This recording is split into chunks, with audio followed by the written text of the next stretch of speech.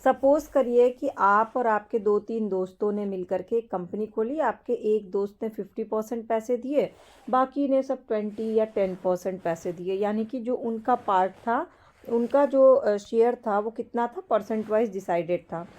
Hello students, welcome back to my class. और आज की क्लास है कंपनी लॉ के यूनिट 2 की क्लास।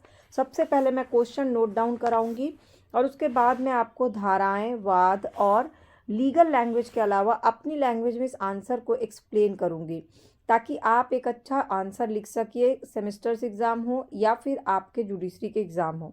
सबसे पहले क्वेश्चन समझ लीजिए क्या है क्वेश्चन। क्वेश्चन है define share and discuss the allotment and transfer of shares under company act.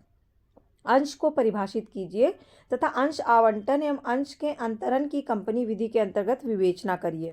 और इसी से लिंक्ड एक क्वेश्चन है डेफिनेशन ऑफ शेयर कैपिटल। अंश पूंजी क्या होती है, अंश पूंजी के प्रकार क्या होते हैं, यानी various type of share capital, और अंशों से संबंधित सिद्धांत क्या है। तो बेसिकली आज के क्वेश्चन में मैं आपको शेयर और शेयर कैपिटल के बारे में पूरी चीज़ें एक्सप्लेन करूंगी, ताकि इससे रिलेटेड किसी भी तरह का क्वेश्चन आए आप उसका आंसर लिखने के लिए एकदम रेडी रहिए। तो चलिए पहुंच जाइए कंपनी अधिनियम 2013 में और धारा पहुंचिए धारा 284 में, जहां पर दी गई है अंश यानी कि शेयर की परिभाषा। इसमें कहा गया है कि अंश कंपनी के पूंजी का एक हिस्सा है, मतलब कंपनी में जितना पैसा लगा हुआ है उसका एक हिस्सा जो होता है वो उसका शेयर कहलाता है, जिसमें स्टॉक शामिल होते हैं कि किसने कितना शेयर लगाया है।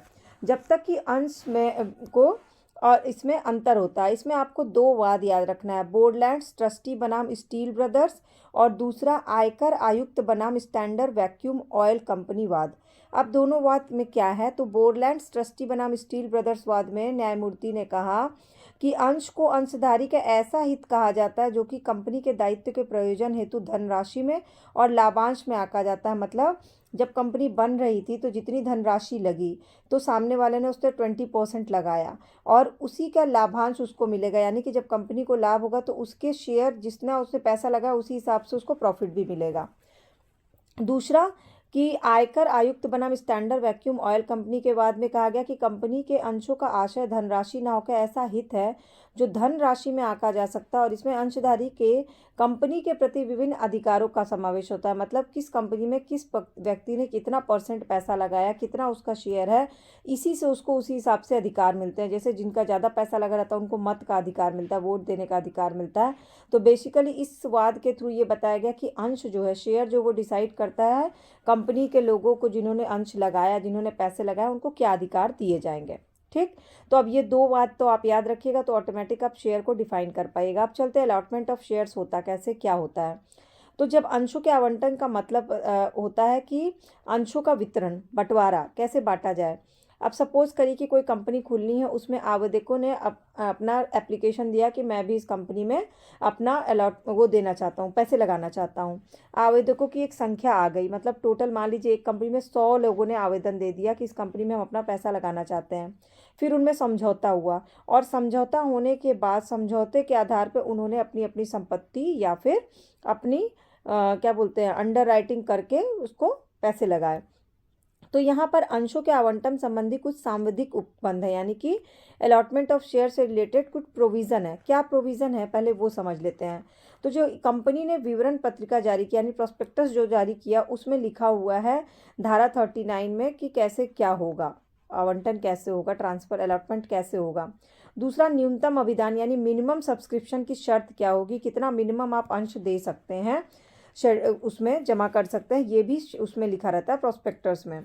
तीसरा, यदि प्रोस्पेक्टस में लिखा गया है कि शेयर बाजार में अपने अंश के लेन देन के लिए आवेदन द्वारा अनुमति प्राप्त कर रहे हैं, तो कंपनी क्या है 10 दिन के अंदर अंशों का आवंटन रद्द माना जाएगा अगर प्रकाशित हो गया है।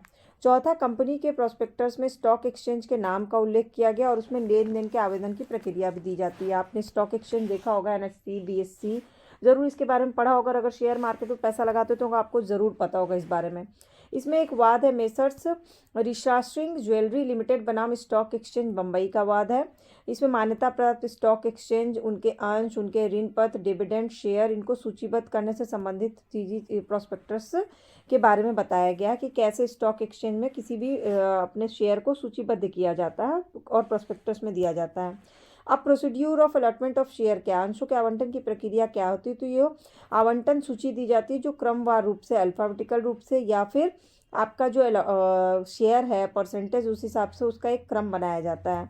पहला, आवंटन समिति का गठन होता है। फॉर्मेशन ऑफ अलॉटमेंट कमेटी एक गठित होती है जिसमें सदस्य होते हैं, उसके नियुक्त किए जाते हैं, उनके अंश आवेदकों की छानबीन करेगी और उसके बाद आवंटन किस आधार पर किया जाए वो डिसाइड करेगी। दूसरा, निदेशक मंडल द्वारा आवंटन समिति की रिपोर्ट पर विचार। फिर जो आवंटन समिति यानी अलॉटमेंट कमेटी है वो अपनी एक रिपोर्ट देती है और फिर निदेशक मंडल जो है उस पर विचार करता है कि ये कितना वैध है और ये निर्णय कितना सही होगा। फिर तीसरा होता है लेटर ऑफ अलॉटमेंट, कि जब प्रस्ताव पास हो जाता है तो आवंटन पत्र भेजने का एक प्रबंध करने के लिए लेटर बनाया जाता है जिसमें क्रम संख्या सहित आवंटित अंश कितने आपको कंपनी के मिले, कितनी राशि आपको मिलेगी, कितना आपको भुगतान होगा, किस तिथि को होगा, ये सारा डिटेल लिखा रहता है किसमें, लेटर ऑफ अलॉटमेंट में। बहुत सिंपल है, बस आप टर्मिनोलॉजी याद रखिएगा ना तो आप डिटेल लिख लीजिएगा। इसके बाद होता है ट्रांसफर ऑफ शेयर, धारा 56 है, यानी कि अंशों का अंतरण।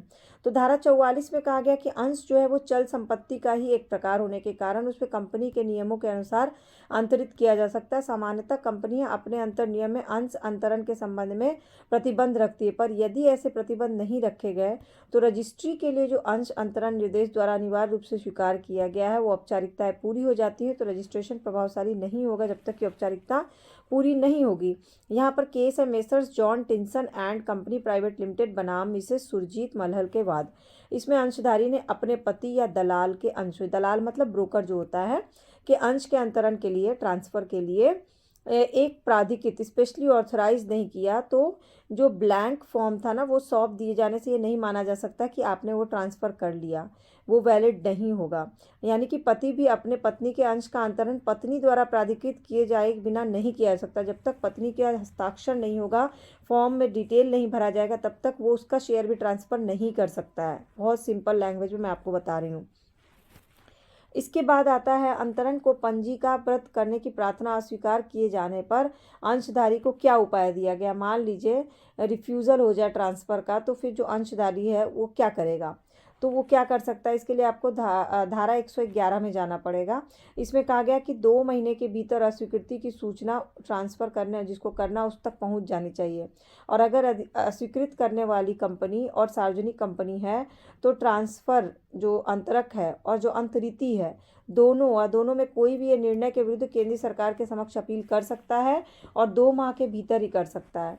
इसके बाद होता है प्रोसीड्यूर ऑफ ट्रांसफ़र क्या है, तो इसमें देखना होगा कि जिसको ट्रांसफ़र किया जाता है वो उचित व्यक्ति है कि नहीं।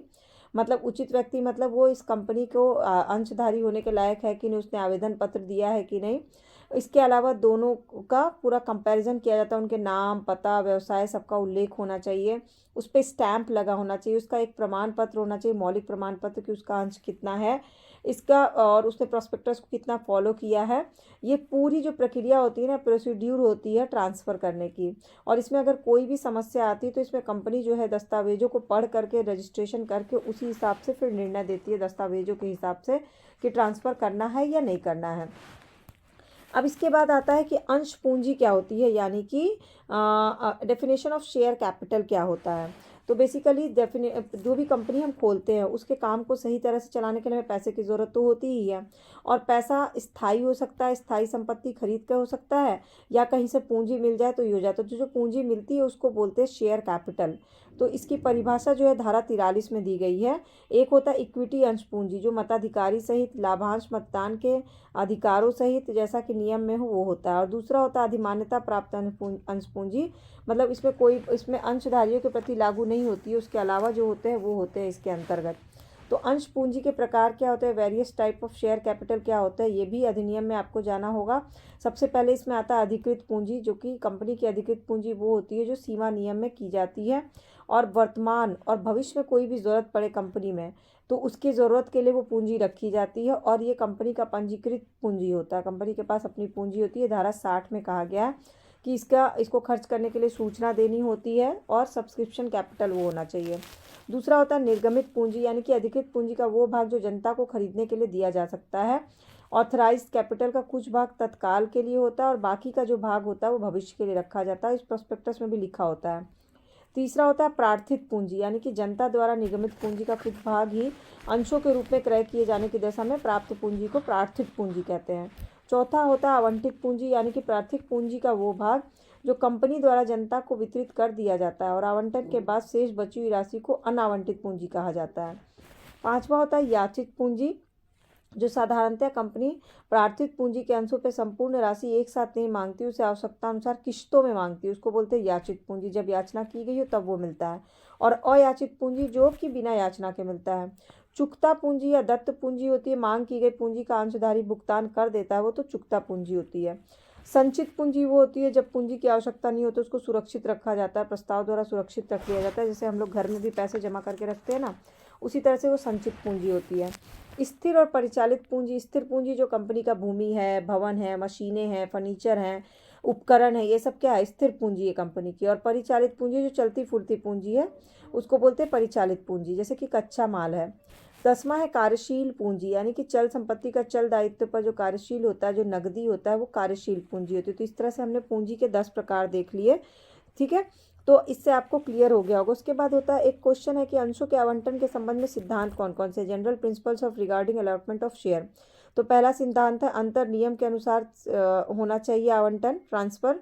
दूसरा है युक्ति युक्त अवधि में ही किया जाना चाहिए आवंटन।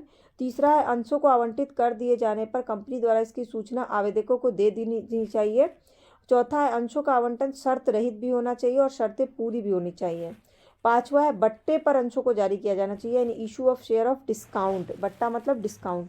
छठा है हमीदार का कमीशन, यानी अंडर राइटर कमीशन जो होता है वो होता है। तो इस तरह से हमने अंशधारी का जो वो होता है ना वो भी समझ लिया।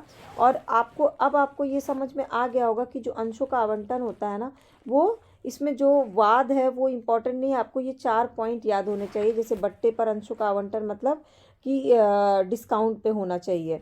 तो फिर आपको लास्ट में लिखना होगा कंक्लूजन। कंक्लूजन में आप लिख सकते हैं कि अंशों का ट्रांसफ़र हो या फिर अंशों का ट्रांसमिशन हो या अलॉटमेंट हो, ये सभी एक लेन देन की प्रक्रिया है और ये शेयर के स्वामित्व से रिलेटेड और शेयर के स्वामित्व को बदलता रहता है। ये एक डायनेमिक प्रक्रिया है। इसमें एक शेयर धारक होता है, एक सार्वजनिक कंपनी होती है, एक निजी कंपनी होती है, उनके अपने अपने हिस्से होते हैं जो उनकी संपत्ति के रूप में होते हैं, वो एक दूसरे को अंतरण करते हैं। ये उनका अपना पर्सनल अधिकार होता है जो उनको अंश के तौर पे मिलता है, जिसके लिए वो शर्तें भी बनाते हैं, जिसके लिए वो नियम बनाते हैं, जिसके लिए वो एग्रीमेंट करते हैं, शर्तों का पालन करते हैं और एक दूसरे को अलॉटमेंट करते हैं शेयर का या ट्रांसफ़र करते हैं। और ये शेयर धारक की मृत्यु हो जाने तक ये चलती रहती है प्रक्रिया। इस तरह से आपको कंक्लूड करना है। अब आपको शेयर अलॉटमेंट, शेयर ट्रांसफ़र या अंश पूंजी जो है, इससे रिलेटेड कोई भी क्वेश्चन, कोई डाउट, क्वेरी क्वेश्चन रह गया होगा तो मुझे कमेंट करके पूछ लीजिएगा, ताकि मैं आपके क्वेश्चन का आंसर देके आपका डाउट क्लियर कर सकूँ। और अगर आपको डेली बेसिस पे फ्री ऑफ कॉस्ट क्लासेस देखनी है तो चैनल के सब्सक्राइब बटन को क्लिक करके बेल आइकन को प्रेस कर लीजिएगा, ताकि सारी क्लासेस की अपडेट आपको फ्री ऑफ कॉस्ट मिल जाए। आपको मेरी क्लासेस कैसी लगती है नीचे कमेंट करके ज़रूर बताइएगा और कोशिश करिएगा कि इस क्लास को एक बार और सुन करके फिर आप इसका स्ट्रक्चर तैयार करिए। ये जो questions for LLB exam series आती है ना यूनिवर्सिटी की तरफ से, लॉ डाइजेस्ट सीरीज़, मैं कोशिश करती हूँ वो तो पूरा आपका फॉर्मेट उससे तैयार करवा दूँ, क्योंकि वो एक कंप्लीट बुक होती है। लेकिन साथ ही साथ मैं कुछ बुक्स से भी कंटेंट निकालती हूँ ताकि आपका आंसर जो है ना एक कंप्लीट आंसर हो जाए। इसलिए अगर आप सेमेस्टर्स एग्ज़ाम दे रहे हैं, एलएलबी के एग्ज़ाम दे रहे हैं या जुडिशरी की तैयारी कर रहे हैं, आप सिर्फ इस ऑडियो क्लास को ध्यान से सुनिए और डे टू डे लाइफ में अपना कोई एग्जाम्पल लेकर के अगर समझिएगा तो आपको समझना बहुत आसान होगा, बजाय ये कि आप लीगल टर्मिनोलॉजी और फैक्ट्स को याद करके कंफ्यूज हो जाइए। हर सब्जेक्ट जो है ना बहुत सिंपल होता है तब जब आप उसको बहुत सिंपल तरीके से पढ़ने की कोशिश करते हैं, ना कि सोफिस्टिकेटेड और टफ बना के पढ़ते हैं। तो टर्मिनोलॉजी को तोड़ तोड़ के पढ़िए और अपनी लैंग्वेज में कन्वर्ट कर करके पढ़िए। बाकी धाराएं, वाद, ये तो आपको याद करना ही पड़ेगा, क्योंकि इसके बिना आपका आंसर कंप्लीट नहीं होगा। लेकिन ध्यान से देखिए तो बहुत सारी धाराएं और वाद होती ही नहीं है, बल्कि ज़्यादा तो कंसेप्ट होता है जो कि आपको अपनी लैंग्वेज में समझ में आ जाता है। ठीक है, तो अब आपको कोई भी डाउट, कोई क्वेश्चन रहे तो नीचे कमेंट सेक्शन में ज़रूर पूछिएगा और अपने फ्रेंड्स से ज़रूर इसे शेयर कर लीजिएगा, अगर वो भी लॉ कर रहे हैं, एलएलबी कर रहे हैं या जुडिशरी की तैयारी कर रहे हैं।